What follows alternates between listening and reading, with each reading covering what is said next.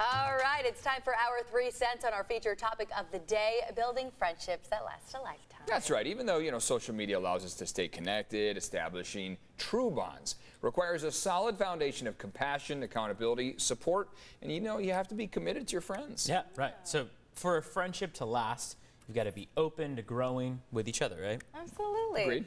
Now, before we get into our 3 cents, we do want to show you this heartfelt story of 4 high school graduates who did reconnect at a nursing home more than 75 years later. Lester Dewey sat down with these ladies for a trip down memory lane. You truly never know who you're going to run into and when in life it may happen. Take, for instance, these 4 ladies at Old Jefferson Community Care Center. 95-year-old Genevieve Booker, who loves art, 95-year-old Frankie Crisanteri, who loves to hunt, fish, and bowl, 97-year-old Estelle Walker, who was voted most fashionable, and 101-year-old Vera Baker, who loves to cook. Well, it just so happened that this one is a cousin by marriage, and I heard that she was in this facility when I was assigned to come here. They told me that she was there, so I went looking for her, and I found her. Frankie and Estelle then found Genevieve and Vera as well. The 4 were all members of McKinley High School classes of 1944 and 1945. I was glad I had a classmate that was in the same story with me. I never knew about it. These 4 women have some vivid memories of their time at McKinley High back in the day, which is the oldest high school established for African-American students in East Baton Rouge Parish. I remember about going to the games all the time, because I used to love to go to the games. Our facilities and getting to and from school was a whole lot different from what it is today.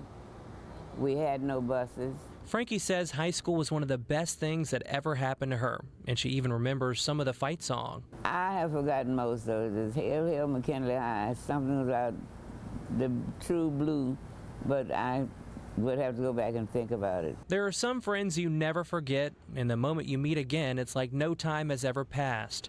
That's the case for these women, who have some advice for recent high school grads as well. Just pay attention to what's going on around you continuously, and take advantage of all the opportunities that you have, because really, coming through in my era, we had very few opportunities, but we had to make opportunities. And for this to carry it on to the next generation, which some of them did, and I was very proud of it.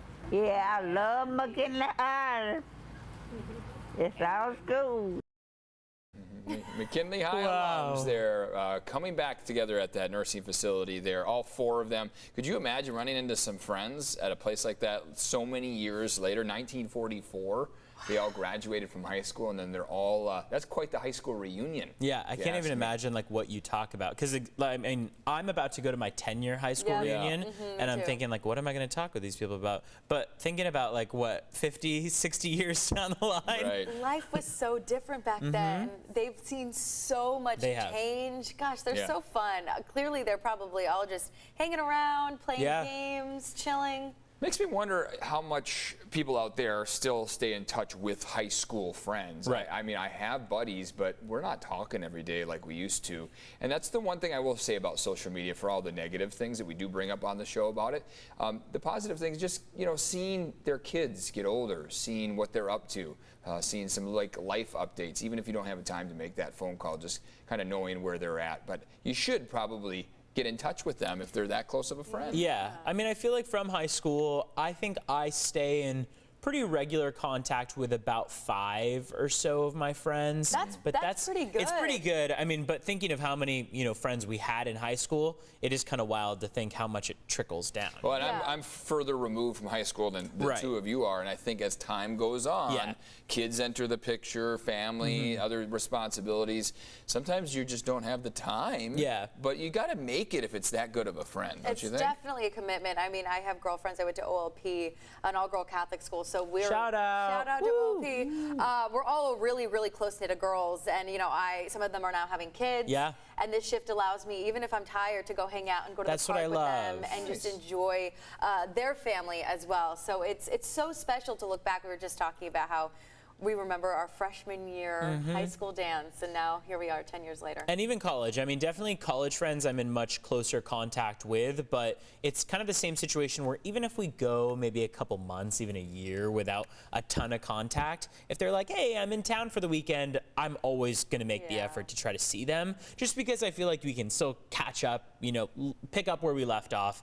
But for a lot of them, yeah, there's not that day-to-day There's this whole texting. concept of low maintenance versus high maintenance friends. Some Right. friends out there, you know, that are okay being at a distance and checking in once in a while, but there's those high maintenance friends that sometimes say, hey, if we're going to want this relationship to work, we need to get together more frequently. I don't have any of those friends, but I know that's a discussion that people have out there. Yeah, I mean, I feel like it's striking a proper balance. With a lot of the friends that I have where we maybe don't talk every day, but every few months, I think we're both on the same page of like, that's how this friendship kind of goes, you know? There's just so many people out there to work with and to talk with. I love the, like, you know, maybe one-off like FaceTimes, like every few months, that kind of thing. Like, whereas it's so easy to like a post on Instagram or Facebook, maybe the quick call or like voicemail or even just a text, I still love. Or Evan and I, we started our jobs together back in Spokane, and we've been really close friends, and I just follow you wherever you go. Literally, well, but even when we weren't together, when you were still in Spokane and I was here, we still kept in contact. Exactly. It's like just the, hey, how you doing? You know, those kind of supporting them. Those small moments really do all come together. So when you do see each other in person, it feels like you've been connected. I mean, this digital world, those virtual reality goggles, we'll be able to be sitting here. That's right. You know, just talking like we're in the same room. I love that. It's going to be so cool. And worth pointing out, too, you're never too old to make new friends. As I've gotten maybe further away from my high school and college friends, you know, just being yourself, being out there in the community, you're bound to meet new friends and new relationships. Exactly. It's hard to do sometimes, but it's rewarding when you do it. Props to all you good friends out there, being girl pals and buddies out there, and call up your friends. Touch base with them. Exactly. Stay with us. Surprise them with a phone call.